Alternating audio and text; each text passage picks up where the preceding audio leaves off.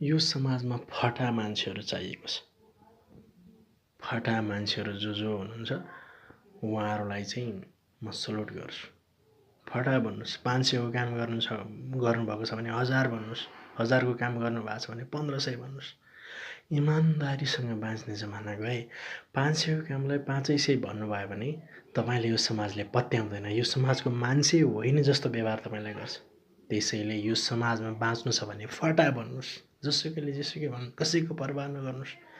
चाहिएको 200 छ भने 500 माग्नुहोस्, काम गरेको 500 भयो भने 800 1000 माग्नुहोस्। उसले कति दिन्छ सरकार छैन, टार्गेटभन्दा माथि जहाँ तपाईँले निशाना लाउनुहुन्छ त्योभन्दा 3 हात माथि निशाना लाउनुहोस्। अनि चाहिँ तपाईँ टार्गेट आफ्नो निशानामा चाहिँ ठ्याक्कै चाहिँ आफ्नो चाहिँ तीर मार्न, त्यो निशानामा तीर मार्न सक्नुहुन्छ। यो खुबी लिनुहोस्, सचेत हुनुहोस्। तपाईँ एउटा योग्य सक्षम नागरिक बन्नुहोस्। तपाईँलाई शुभकामना छ।